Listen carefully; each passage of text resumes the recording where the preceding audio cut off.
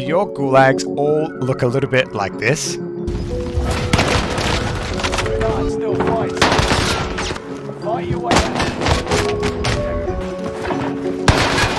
Are you sick of them leaving you always feeling like this? We're sending you back to base. I don't know. How, bro? Oh! I hate that gun. I hate the stand thing. It's so shit. We're sending you back to base. Well, today in Caldera Classroom, we are focusing purely on the gulag and ways in which you can advance to the next level. G'day mate, how are you? Got much on? My name's Shooter Domain. Thanks again for checking out another video. And today, like I said, we're running Caldera Classroom episode 2. Let's get into it. Okay, in Caldera Classroom episode 1, we covered all of my 5 top tips to get around Caldera as we're getting used to the new map. Today, we're purely focusing on the gulag, and there's an important element to the gulag which basically changes the way that you play and the way you'll play all of your future games. The gulag is extremely important because it costs you a lot of money as a teammate to revive someone. $4,000, whatever it is in Caldera, is expensive, and if you can save your team that, you get a second chance at life and a second opportunity to regain and get everyone back. This could be the difference between winning, losing, increasing your KD, increasing your wins versus loss rate. So it's super important that you get proficient at the gulag, and losing is not an option. It'll happen from time to time, but we're going to cover the 5 top tips in order to get better at it. So here they are. Tip 1 is a quick look at settings. Tip 2, we're going to look at the red outline, and I'll go into detail about that, and also how to set yourself up before you even start the gulag. Tip 3 is all about switching to fists. We'll go into detail. Tip 4 is all about positioning, how to set up and then move from that position in order to win. And tip 5, I put it all into practice and I just show you what I mean. Let's get right into tip 1. Okay, so this is a little bit controversial, and controller guys, you're gonna hate me because PS and console, you can't do this that I know of. But I like to toggle or have a toggle key or a key bind in order to mute my teammates. This is super random. I often mute because I'm on stream frequently, and I sometimes want to chat with you guys, so I mute myself. But in the gulag, this comes in clutch, and I key bind my mute voice chat shortcut to 8 because I'm on a compressed keyboard, but you could put it as an F button, an Alt button, a numpad button, whatever you want. You can set a key bind. I'd really recommend it. As another life hack, I also have a mute sound, all sound, game sound, as another button, which means that if I'm dropping in and I'm chatting to the guys, I can mute the plane and the helicopter and all that shit that is very noisy. That's a really quick one. For my controller players, there is a quick setting check that I want you to double check. I, on controller, always used to use auto tac sprint, and I'd recommend that you select auto tac sprint if you are on controller. It takes a little bit to get used to, but this is a good check and will make you faster in the gulag. Tip number 2 is red outline.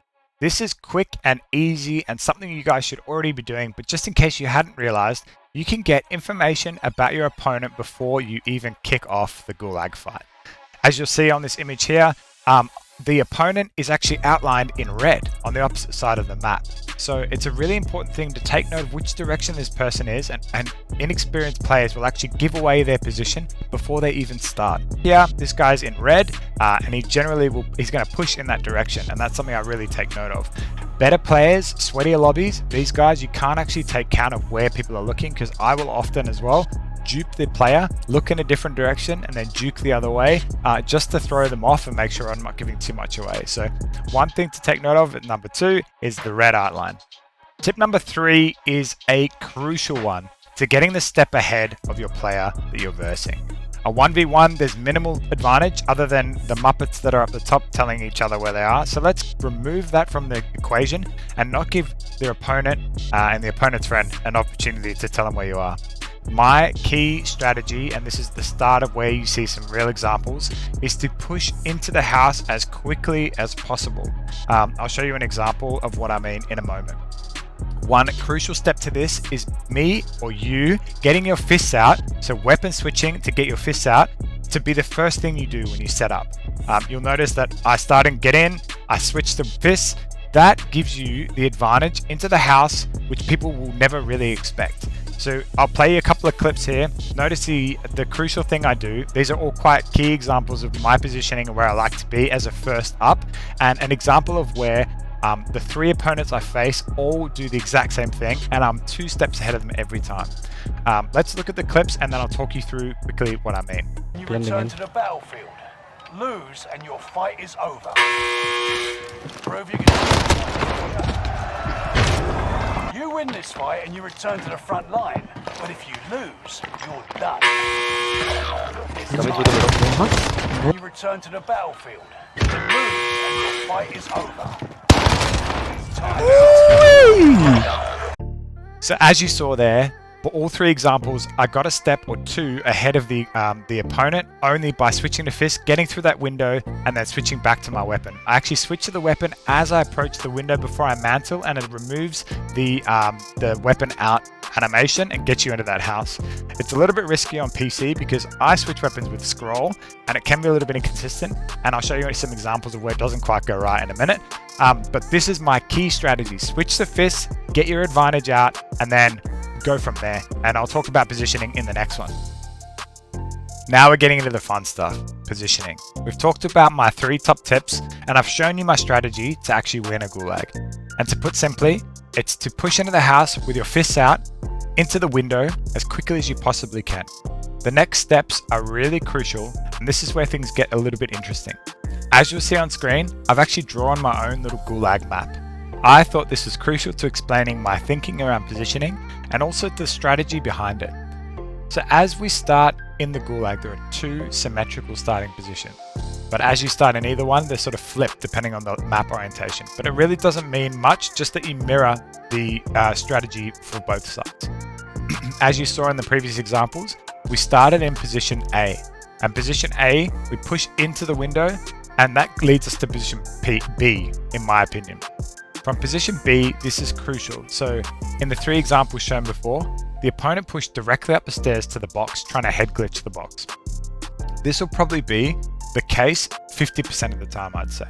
In this situation, it should be an easy kill if you use a strategy, as you would have beat them there first and already be pre-aiming that door. If your opponent doesn't push into the house, then you should also be able to see some visual or audible cues from your positioning in that room, and then make a decision from there. Let's have a look at some examples of this. Fight is over. Prove you can still fight, soldier. Yeah. And you return to the battlefield. Lose and your fight is over. Prove you can still fight, soldier. Look where they came from. Return to the battlefield. Lose. There was like your fight one. is over. Prove you can still fight, soldier. Ironically, in those 3 situations, the opponent went left, which meant that there was no visual cue, purely an audible cue. Because I didn't see the person push right through the window, shown here on screen, meant that they had to have gone left, and I was easily able to challenge strongly into that position and get the kill each time. To quickly recap this point, we want to push into the building. We want to use our audio and visual cues using the windows and our headset to find out exactly where they've pushed if they haven't pushed through the stairs. We then make a change based on that, whether we push hard left or right, to find where that opponent might be. 100% of the time, you get a cue. You just need to make a decision from there. This brings us to our concluding point, point number 5, which is bringing it all together. So far, we've covered our settings check. We've looked at the red outline, which gives you information before you even start.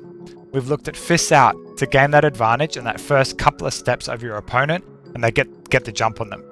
We've also covered positioning, my initial strategy, and what we do from once we get into a position of advantage, and how we read cues to make sure we then capitalize on the situation. And now we come to the end. So there are a couple of additional examples which I'll leave playing in the background as we conclude, which do show how I switch my movement up in order to overcome my opponent. There isn't really that much you can do other than practice, guys, because this isn't an easy thing to go and jump in to a training mode. You have to get into the game, die, and then have a crack at the gulag, which is not super easy. I know it's really challenging to go in and practice, but hopefully based on your skill-based matchmaking, the lobbies aren't too crazy and you can jump in and overcome your opponent using these key examples. If you've enjoyed this content, please let me know down in the comment section below. Please also subscribe to the channel because there's always more content coming out weekly. And if there's something I haven't covered specifically, please let me know and I can try and get back to you and come up with a video. If not, come and join me on Twitch. I stream live Monday, Wednesday, and most Fridays. So yeah, come and check me out live. Come and subscribe, follow, all that stuff. Like everything really makes a big difference. Hit that thumbs up button for me now if you haven't already. Thumbs down if you don't like this content. And please enjoy the rest of the videos. Okay guys, thanks so much. I'll see you guys soon. This fight and you return to the front line. But if you lose, you're done. Prove you can fight. Did he get the box?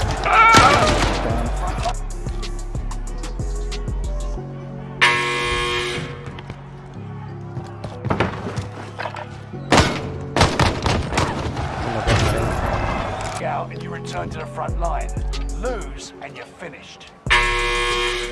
Prove you can still fight. Ow, bro! You win this fight and you return to the front line. But if you lose, you're done. Fight your way out.